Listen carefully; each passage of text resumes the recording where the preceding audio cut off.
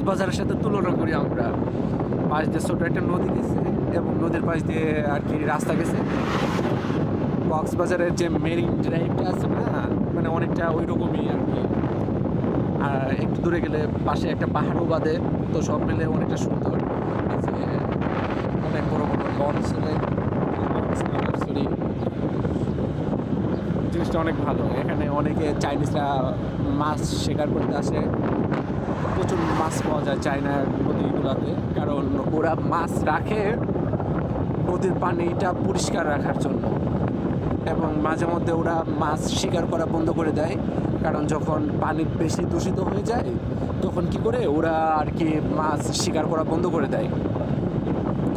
তো যদি মাছ শিকার করা বন্ধ করে, ওরা অনেকটা রুলস রেগুলেশন মানে, কেউ মাছ শিকারই করে না।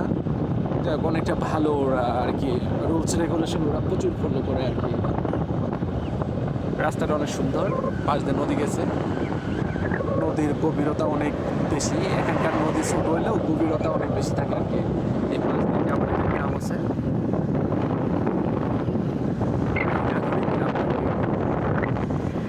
গ্রামটা দেখে মনে হয় যে শহরের মতো।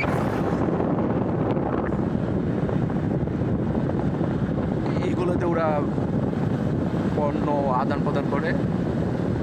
ওই যে ওইখানে একটা মানে পানি উত্তোলন করার একটা মেশিন করছে, সম্ভবত ওরা পানি এটা খাবারের কাজে ব্যবহারের জন্য পরিশোধন করে। পাশে এই রাস্তার কাজটা চলছে।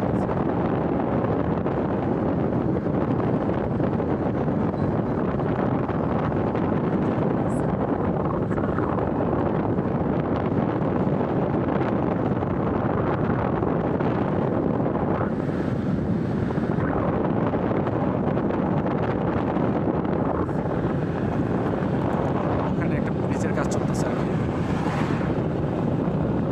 ওদের ব্রিজ করতে বেশি সময় লাগে না, সর্বোচ্চ 2 থেকে 3 মাসের মধ্যে বড় বড় ব্রিজ করে ফেলে।